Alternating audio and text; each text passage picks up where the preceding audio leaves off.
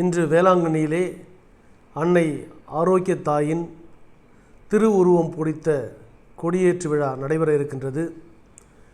அந்த நிகழ்வை காண்பதற்காக இந்தியாவினுடைய பல்வேறு மாநிலங்களிலிருந்தும் குறிப்பாக தமிழகத்தின் பல பகுதிகளிலிருந்து கடந்த ஒரு 15 நாட்களாக நடைபயணம் மேற்கொண்டு ஆலயத்தை வந்தடைந்துள்ள பக்தர்களுக்கு அருள்பாலிக்கும் வகையிலே அன்னை இன்று மிக அற்புதமாக காட்சியளிக்க இருக்கின்றார்கள். பக்தி என்பது அவரவருடைய தனிப்பட்ட அனுபவம். கடந்த பல ஆண்டுகளாக தொடர்ந்து இந்த முயற்சிகளை பக்தர்கள் இடைவிடாது மேற்கொள்வதனுடைய நோக்கம் அவர்கள் அன்னையினால் பலனடைந்தார்கள் என்பதுதான் மறுக்க முடியாத உண்மை. இறைவனுக்கே தாயாக இருந்தவள் அந்த கொடி பாடலிலே இவ்வளவு அழகாக வரும். ஞாலத்தை படைத்த, அதாவது உலகத்தை படைத்த இறைவனின் தாய், ஆழியின் கரையோரம் அமர்ந்திருப்பவள், திரும்பிய திசையெல்லாம் மக்களை வருக வருக என அழைக்கின்ற அன்பு தாய், அரவணைக்கின்ற தாய், பல பேருக்கு உடல் நலம் கொடுத்து மனநலம் கொடுத்து பல பேரை வாழ வைத்த அன்பு தாய், இறைவனிடம் தன் மகனிடம் பரிந்து பேசி மக்களுக்கு தேவையான நன்மைகளை பெற்றுத்தந்து ஆசியை வழங்குகின்ற அன்பு தாய், இறைவனை அன்னை வடிவில் காண வேண்டும் என்று சொன்னால் ஆரோக்கிய அன்னை மிக அழகாக தன் மகனிடம் பரிந்து பேசி இறைவனுடைய இறை சக்தியை தாய் வடிவில் உலகிற்கெல்லாம் காண்பித்து கொண்டிருக்கின்றாள்.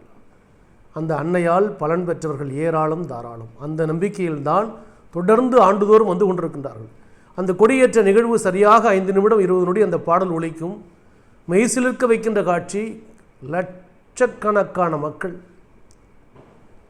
அழகாக அந்த பக்தி உணர்வுடன் அதை கண்டு மகிழ்கின்ற ஒரு ரம்யமான ஒரு பக்தி நிறைந்த ஒரு ஆன்மீக அனுபவம்.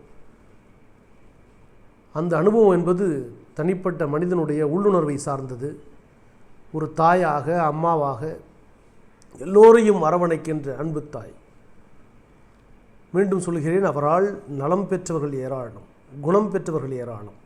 தன்னுடைய அருளை, கருணையை, இரக்கத்தை அளவில்லாமல் பொழிந்து அத்துணை பேரையும் தன்னுடைய அன்பு குழந்தைகளாக பாவித்து தன்னுடைய மகனிடம் அன்றாடம் பரிந்து பேசி நம்முடைய தேவைகளை நிறைவேற்றி தருகின்ற அந்த ஆரோக்கிய அன்னையினுடைய திருவிழா கொடியேற்றத்துடன் துவங்குகின்ற நல்ல நாள்.